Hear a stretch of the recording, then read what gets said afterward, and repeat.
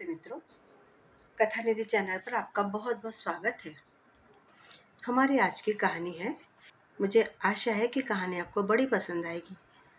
कहानी के बारे में अपनी राय कमेंट बॉक्स में ज़रूर लिखिएगा और चैनल पर नए हैं तो चैनल को सब्सक्राइब ज़रूर कर लीजिएगा। चलिए कहानी शुरू करते हैं। अरे वह लाइट वाला आया कि नहीं? कितनी बार फ़ोन कर चुका हूँ। केवल 2 दिन ही तो बचे हैं। अब तक तो चारों ओर लाइटें लग जानी थी। रंग बिरंगी जगमगाती लाइटों और सजावट से ही तो उत्सव की भव्यता का एहसास होता है, वरना एक आम दिन और एक खास दिन में कुछ फर्क ही महसूस नहीं होता। दीपक ने लगभग झल्लाते हुए कहा और एक बार फिर लाइट वाले को फोन मिलाया। अरे भैया, गृह प्रवेश में केवल 2 दिन बचे हैं।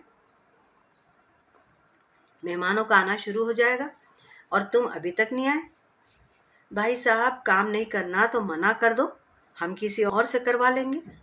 फिर उधर से पता नहीं लाइट वाले ने क्या कहा कि दीपक ने फोन बंद कर दिया और फिर फुर्ती से दूसरी ओर बढ़ा ही था कि भारती की आवाज आई।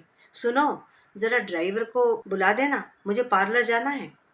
फेशियल करवा लूंगी, 2 दिनों बाद ही तो फंक्शन है, सो चेहरे पर थोड़ा ग्लो आ जाएगा। अरे भाई, आ जाएगा ड्राइवर और फिर ग्लो भी आ जाएगा, पर पहले मुझे एक बात बता दो कि घर में या बाहर कोई भी छोटा मोटा फंक्शन हो, तुम महिलाएं सबसे पहले ब्यूटी पार्लर को ही क्यों भागती हो? अजी मकान का गृह प्रवेश है, सब लोग तुम्हें नहीं मकान को देखेंगे। बस यही बात तो तुम मर्द आज तक समझ नहीं पाए। मकान अपनी जगह है और मकान मालकिन अपनी जगह। सब मकान के साथ साथ मुझे भी तो देखेंगे, खासकर तुम्हारे मित्र। भारती ने चुटकी ली तो दीपक खिसिया गया। अरे याद आया, बुटीक वाली को भी तो फोन करना है। मेरा ब्लाउज तैयार किया कि नहीं पूछना पड़ेगा। यह तो शुक्र है कि साड़ी तैयार हो गई है। भारती बड़बड़ाई और बुटीक वाली को फोन मिलाने लगी। अभी वह फोन पर बात करके हटी ही थी कि दीपक फिर उसके पास आया। सुनो, श्रेया का फोन आया था, कल दोपहर 3 बजे वाली ट्रेन से आ रही है।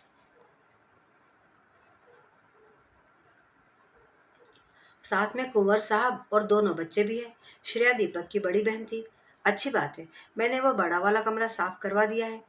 श्रेया दीदी को वही कमरा दे देंगे, काफी बड़ा है, चारों आराम से रह लेंगे, भारती ने कहा। भारती की बात सुनकर दीपक बोला, अभी तो एसी रूम ही खाली पड़े हैं, मेरे ख्याल से तो वही रूम देना ठीक होगा। अरे उन्हें कहाँ आदत है एसी में सोने की, और बहुत से रिश्तेदार आएंगे जो एसी के बिना नहीं सो सकते हैं, उनके लिए रखो, भारती ने कहा। ठीक है, जैसा तुम ठीक समझो। मैं फ़ोन करके पता कर लूँगा कि ट्रेन कितने बजे पहुँचेगी, फिर हम उसी मुताबिक उन्हें लाने के लिए गाड़ी भेज देंगे, दीपक ने कहा। फिर वही बात, अरे भाई, गाड़ी भेजने की कहाँ ज़रूरत है? आखिर तुम किस किस को भेजोगे गाड़ी? कुंवर जी साथ में है, ऑटो करके आ जाएंगे। हमें और 50 काम नहीं है क्या? ऐसे फालतू पचड़ों में मत पड़ो। मेहमान आ रहे हैं, उनका स्वागत करना है, ये फालतू की तीमारदारी मत करो। अरे ये ड्राइवर नहीं आया अभी तक, बेवजह मुझे देर हो रही है। पता नहीं पार्लर वाली फ्री होगी भी कि नहीं, फोन करके पता करती हूँ और पहले से अपॉइंटमेंट ले ही लेती हूँ। इस तरह दीपक और भारती 2 दिनों बाद होने वाले अपने नवनिर्मित निवास के गृह प्रवेश के दौरान होने वाले कार्यक्रमों की तैयारी कर रहे थे और आने वाले मेहमानों की आवभगत करने की योजना बना रहे थे। दीपक और भारती का एक ही बेटा था जो मुंबई में किसी प्रतियोगिता की तैयारी कर रहा था और इस आयोजन में शरीक नहीं हो पा रहा था। दीपक ने बहुत सोच समझकर यह मकान बनवाया था। कई वर्षों तक तो उसका ख्याल था कि मकान बनवाना बेकार है, क्योंकि जितना पैसा मकान बनवाने में खर्च होता है उसी पूंजी के ब्याज से आराम से एक किराए के मकान में रह सकते हैं और घर खर्च भी निकाला जा सकता है और पूंजी सुरक्षित की सुरक्षित रहती है। या फिर आजकल तो पैसे को इन्वेस्ट करने के लिए म्यूचुअल फंड, क्रिप्टो या बिटकॉइन जैसे प्लेटफॉर्म्स भी हैं। पर फिर बच्चों के विवाह, सामाजिक प्रतिष्ठा और भारतीय की जिद के आगे उसे झुकना पड़ा था और उसने यह मकान बनवाने का निर्णय लिया था। फिर भी उसका मानना यही था कि वह मकान पर जरूरत से ज्यादा खर्च नहीं करेगा। मकान सुविधा संपन्न अवश्य होगा, पर सजावट और विलासिता के नाम पर पैसा खर्च करने में दीपक को विश्वास नहीं था। वैसे भी एक मध्यम वर्गीय परिवार के लिए ऐसा ही मकान बनवा पाना संभव था। कुछ सामाजिक रीति रिवाजों को ध्यान में रखकर और कुछ भारतीय के शौक को देखकर उसने गृह प्रवेश के समय भोज की व्यवस्था की थी। सभी नजदीकी रिश्तेदारों को न्योता दिया था। हालांकि वह जानता था कि यह सब उसके बजट से बाहर जा रहा है, पर मकान कौन सा रोज रोज बनता है, भोज तो होना ही चाहिए। मकान बनाते समय इतने जीव जंतुओं की हत्या होती है तथा बहुत से पेड़ पौधों को भी काटा जाता है। इसलिए इन सबके दोष निवारण हेतु हवन, पूजा पाठ तथा इसी धरती पर बैठकर ब्रह्म भोज तो बहुत जरूरी होता है। यही सब बातें सुनते सुनते ही उसने यह सब करने की सोची और इस कार्यक्रम की रूपरेखा तैयार हो गई थी, वरना वह तो इन सब ढकोसलों और फिजूल खर्ची में विश्वास नहीं करता था।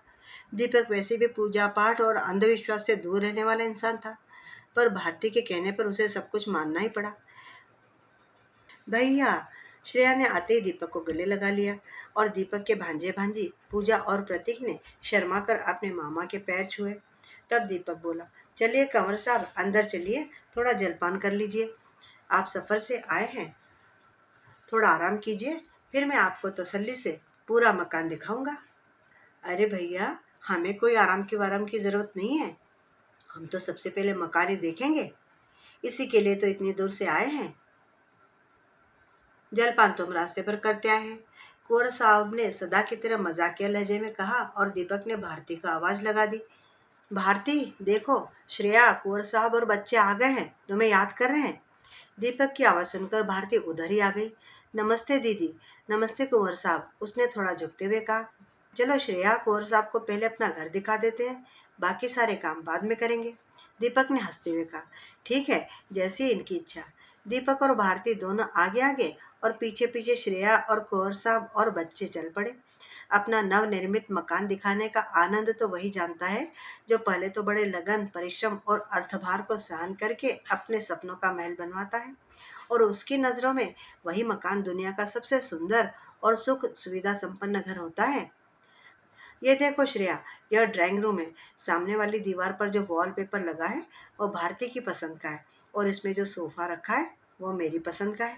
यानी कि यह ड्राइंग रूम हम दोनों की मिलीजुली पसंद का है। दीपक ने ठहाका लगाते हुए कहा, बहुत सुंदर है और कितना बड़ा भी है। भैया, इसमें तो 20-22 मेहमान भी एक साथ आ जाए तो भी यह खाली खाली लगेगा। मम्मी, सोफा कितना सुंदर है, श्रेया की बेटी ने सोफे पर हाथ फिराते हुए कहा, और कितना सॉफ्ट भी, कहकर उस पर बैठकर उछलने लगी। नहीं बेटे, ऐसे नहीं उछलते, खराब हो जाएगा, कहकर श्रेया ने झट से उसे हाथ पकड़कर उठा दिया। तब बच्ची सकुचाई सी एक और खड़ी हो गई, मानो उसने पता नहीं कितना बड़ा अपराध कर दिया हो। और श्रेया, यह देखो इधर, ये रसोई है, इसकी टाइल्स देखो कितनी सुंदर है। हाँ भैया, बहुत सुंदर है। एक कपड़ा घुमाया और सब साफ। फिर अपने पति की ओर मुंह करके बोली, सुनो जी, जब हम घर बनवाएंगे तो हम भी ऐसी ही टाइल्स लगवाएंगे अपनी किचन में। देखिए ना, ये दराजे कितनी सुंदर है और कितने आरामदायक भी। श्रेया ने एक दराज को खोलते हुए कहा, कितना भी सामान रख लो इनके अंदर, बाहर कुछ दिखाई नहीं देता। रसोई हमेशा साफ सुथरी लगती है। मैंने तो तुम्हारे भैया से पहले ही कह दिया था कि मुझे मॉड्यूलर किचन ही चाहिए। चिमनी भी पहले ही लगवा लिए ताकि चिकनाई से रसोई खराब ना हो। थोड़ा बजट ज्यादा हो गया, पर एक बार जो हो जाए बाद में सब होना मुश्किल हो जाता है। भारती ने बड़े गर्व से बताया। अरे भाई, आप लोगों के लिए क्या मुश्किल है, अब हमारे जैसों की बात करो तो फिर सोचना पड़ता है। श्रेया के पति ने दीपक की पीठ पर जोर से हाथ मारते हुए कहा, और दीपक का चेहरा आत्मसम्मान से भर गया और वह और भी पुलकित मन से घर का बाकी हिस्सा दिखाने लगा। जैसे जैसे श्रेया और उसके परिवार के सभी सदस्य उनके मकान को देखते जा रहे थे और उनकी प्रशंसा कर रहे थे, दीपक का मन आत्मसंतोष से भरता जा रहा था। पर श्रेया की बातों से उन्हें बार बार यह भी लग रहा था कि यह सब देखकर उनकी बहन को अपनी आर्थिक विपन्नता का एहसास कुछ ज्यादा ही हो रहा है। जिस लालसा भरी नजरों से बच्चे कभी बाथरूम के नलों को हाथ लगाकर, कभी रेशमी पर्दों को छूकर अपनी बाल सुलभ प्रसन्नता दर्शा रहे थे, उससे यह साफ जाहिर था कि उन्हें यह घर एक शानदार महल से कम नहीं लग रहा था। खैर, यह तो अपना अपना संयोग है, इसमें वह कर ही क्या सकता था। हाँ, एक भाई के रूप में वह उसे यथासंभव सहयोग अवश्य दे सकता था, पर इंसान की मानसिकता ऐसी होती है कि जितना उसके पास होता है उसे उतना ही कम लगता है। सो दीपक और भारती कभी भी अपनी बहन की अधिक सहायता नहीं कर पाते थे, क्योंकि उनकी कमाई उनकी स्वयं की इच्छाओं की पूर्ति के लिए कम पड़ती थी। श्रेया, यह देखो, यह बाहर लॉन की जगह खाली छोड़ी है। थोड़े दिनों में यहाँ पर हरी भरी घास और रंग बिरंगे फूल लग जाएंगे तो यह घर और शानदार लगेगा। और यह गाड़ी के जगह की पार्किंग है। और ये देखो, मेन गेट पर जो लैंप लगे हैं वे इम्पोर्टेड है। घर दिखाते दिखाते रात के खाने का वक्त हो चला था। अब सभी के पेट में चूहे कूदने लगे थे और थकान भी महसूस हो रही थी। इसीलिए मकान देखने दिखाने के सिलसिले को वहीं विराम देकर सभी दूसरे कामों में व्यस्त हो गए। अरे दीपक, तूने मुझे लिवाने के लिए ये खटारा सी गाड़ी क्यों भेज दी? इसका एसी तो काम ही नहीं करता। प्रभा दीदी ने घर में घुसते ही दीपक को उलाहना दिया। प्रभा दीपक की बड़ी बहन थी। उसका विवाह एक अति संपन्न घराने में हुआ था, सो मायके में उसकी तूती बोलती थी। प्रभा की बात सुनते ही दीपक सकपका गया और उसे अपनी 1 वर्ष पूर्व खरीदी गई गाड़ी सचमुच खटारा लगने लगी। पर फिर भी हिम्मत करके वह बोला, नहीं दीदी, ऐसी तो ठीक ही है, अच्छा काम करता है। दरअसल गर्मी ही बहुत है।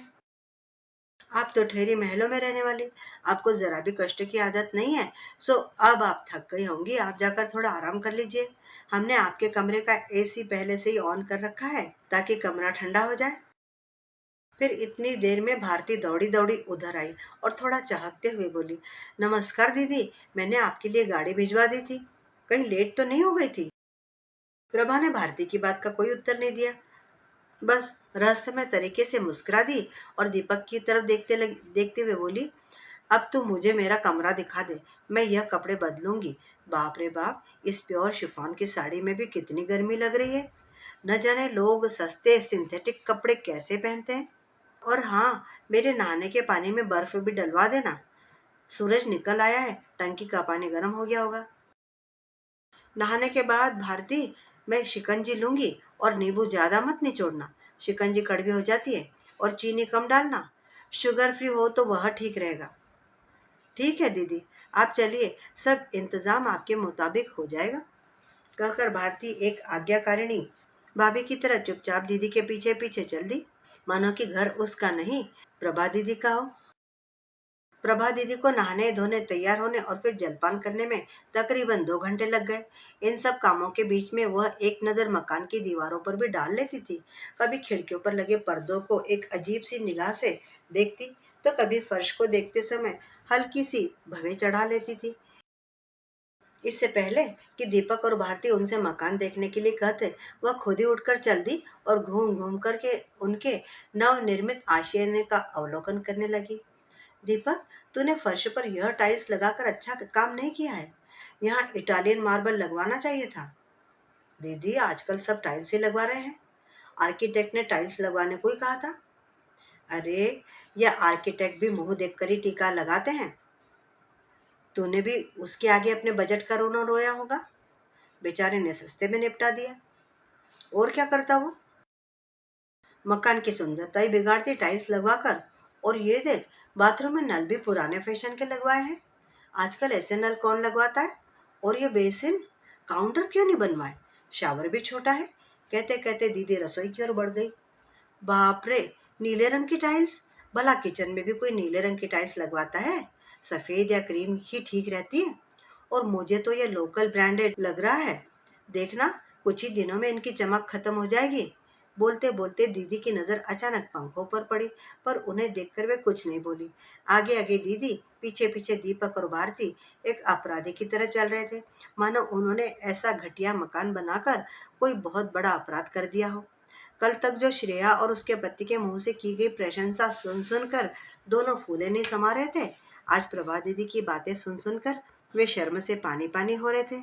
उनके मन में हीन भावना घर करती जा रही थी। उन्हें ऐसा लग रहा था कि दीदी की पारखी नजरें मकान में लगी हर वस्तु को भेद रही है और न जाने वे किस चीज में क्या नुक्स निकाल ले। सो उनके कान प्रतिक्षण ऐसी किसी अप्रिय बात के लिए कमर कसकर तैयार बैठे थे। खैर, ओखली में सिर दिया तो मुसलों से क्या डरना। उन्होंने स्वयं ही बड़े चाव से प्रभा दीदी को यहाँ आने का न्योता दिया था, जबकि वे अच्छी तरह जानते थे कि उनके यहाँ आने पर ऐसा ही होने वाला है। अब दीपक और भारती को प्रभा दीदी को मकान दिखाने में अधिक रुचि नहीं रह गई थी। सो भारती बोली, दीदी, आपके लिए नाश्ता लगवा दिया है, नाश्ता कर लीजिए। मकान तो आपने करीब करीब सारा ही देख लिया है, बस इतना सही मकान बनवाया है। मकान है कि खिलौना? 2 कदम चले ही नहीं कि खत्म हो गया। अरे भाई, जब हम आएंगे तो कहाँ ठहराओगे? मुझे तो नहीं लगता इस छोटे से घर में कोई हमारे ठहराने के लिए भी कमरा है। दीदी आप आइए तो सही, सारा घर आपका ही है। दीपक ने हंसकर बात टालते हुए कहा और हाथ पकड़कर प्रभा दीदी को नाश्ता कराने ले गया। सुबह की सारी तैयारियां हो गई क्या? सामान और रिश्तेदारों को दिए जाने वाले उपहार यथास्थान रख देना, जिससे समय पर भागदौड़ न मचे। दीपक ने रात को सोते समय भारती को हिदायत दी। सब तैयारी तो मैंने पहले ही कर ली थी। सारा सामान अलग अलग कार्टनों में बंद करके उनके ऊपर लेबल लगा दिए, जिससे कोई भी पकड़ा सके। इसी तरह रिश्तेदारों को दिए जाने वाले उपहार और कपड़े भी अलग अलग पैकेट्स में डालकर उनके ऊपर नाम लिख दिए हैं। बस पकड़ाने भर बाकी है। हाँ, पर एक फेरबदल करना जरूरी हो गया है। अरे भाई, अब क्या फेरबदल बाकी रह गया है? जो जैसा किया है ठीक है, क्या फर्क पड़ता है? किसी के पास लाल साड़ी चली गई या पीली, रेशमी चली गई या सूती। अरे तुम औरतों को न जाने क्यों इन्हीं सब बातों पर ध्यान रहता है। दीपक सोते सोते बड़बड़ाया, फिर बोला, भाई मैं तो थक गया हूँ और सोऊंगा, तुम जानो तुम्हारा काम जाने। कहकर दीपक सो गया। पर भारती की आंखों से नींद कोसों दूर थी। वह स्टोर रूम में गई और वहां से 2 पैकेट उठा लाई। एक पैकेट पर प्रभा दीदी का नाम लिखा हुआ था और दूसरे पर श्रेया दीदी। प्रभा दीदी वाले पैकेट में महंगी साड़ियाँ तथा 1 तोले की सोने की अंगूठी और एक सोने की चेन थी, जबकि श्रेया दीदी के पैकेट में उसके मुकाबले में हल्की साड़ियाँ थी और केवल सोने की अंगूठी थी, वह भी हल्के वजन की। भारती ने पेन उठाया और जिस पैकेट पर प्रभा दीदी का नाम लिखा हुआ था उसे काटकर श्रेया दीदी कर दिया, क्योंकि आज उसे अच्छी तरह समझ में आ गया था कि प्रभा दीदी का जीवन स्तर उनसे काफी ऊंचा है और वह अपनी तरफ से उनको चाहे कितनी भी अच्छी साड़ी या गहने दे दे, उनको वह हल्के लगेंगे तथा वे उनमें नुक्से निकालेंगी। यह भी हो सकता है कि वह स्वयं इन चीजों का उपयोग करे ही नहीं और इन्हें अपने नौकरों चाकरों में बांट दे। तो फिर उन्हें यह सब देने से क्या फायदा? यदि वह यही सब चीजें श्रेया दीदी को देगी तो वे निश्चित रूप से उनकी कद्र करेंगी और उन्हें खुशी खुशी स्वीकार भी करेंगी। और यह सब देकर हम एक तरह से उन्हें कुछ आर्थिक सहयोग भी दे पाएंगे, जिसकी उन्हें नितांत आवश्यकता है। बड़ों ने ठीक ही कहा है कि दान और उपहार देने के लिए भी सही पात्र का चुनाव करना चाहिए, तभी उनका महत्व होता है। प्रभा दीदी को शगुन के तौर पर कुछ नगद राशि देनी ही ठीक रहेगी। यह सोचकर भारती ने यह अप्रत्याशित निर्णय ले लिया, जो कि वह कितने वर्षों तक नहीं ले पाई थी, और सदा ही प्रभा दीदी की संपन्नता के वशीभूत होकर उनका ही ज्यादा सम्मान और श्रेया दीदी की उपेक्षा करती चली आई थी। उसने मोबाइल उठाकर अगले दिन आने वाले पंडितों को भी बहाना बनाकर मना कर दिया। जो पैसा भोज और दान दक्षिणा में जाना था, उस पैसे से उसने श्रेया दीदी के कमरे में एसी लगवा दिया। यह सब करके भारती उस कमरे की ओर गई जहाँ श्रेया दीदी और उनका परिवार ठहरा हुआ था। वे सब अभी सोने की तैयारी कर ही रहते कि भारती ने कहा, दीदी आप सामने वाले कमरे में सो जाइए, उस कमरे में एसी है। आज गर्मी भी बहुत है, इस भयंकर गर्मी में आप तथा बच्चे बिना एसी के परेशान हो जाएंगे। अरे नहीं नहीं, हम यहीं सो जाएंगे, हमें कौन सी एसी की आदत है। तो क्या हुआ, आदत नहीं है तो हो जाएगी, समय बदलते क्या देर लगती है। और फिर जब यहाँ सुविधा है तो कम से कम 2 दिन तो उसका आनंद लीजिए। कहकर भारती मुस्कुरा दी और बच्चों का हाथ पकड़कर एसी वाले कमरे की ओर ले गई। कुछ ही देर में श्रेया और उनका परिवार बड़े सुकून से एसी वाले कमरे में गहरी नींद में सो गए। पर प्रभा दीदी अपने कमरे में चक्कर काट रही थी। उन्हें नींद नहीं आ रही थी, क्योंकि उनकी नजरों में उनके कमरे के पलंग के गद्दे आरामदायक नहीं थे और वही कमरे में एक मच्छर भी था जो उन्हें निरंतर परेशान कर रहा था और उनकी नींद में बाधा बन रहा था। भारती दरवाजे के बाहर से प्रभा दीदी को देखकर मुस्कुराती हुई आगे बढ़ गई और जाकर अपने पति के पास सो गई। आज उसके मन में एक तृप्ति का एहसास था कि उसने आज सही काम किया है। मित्रों, अभी आप सुन रहे थे कहानी नेग। उम्मीद करती हूँ कि कहानी आपको पसंद आई होगी। कमेंट करके बताइएगा ज़रूर, और चैनल पर नए हैं तो चैनल को सब्सक्राइब भी ज़रूर कर लीजिएगा। कहानी सुनने के लिए बहुत बहुत धन्यवाद। आपका दिन शुभ हो।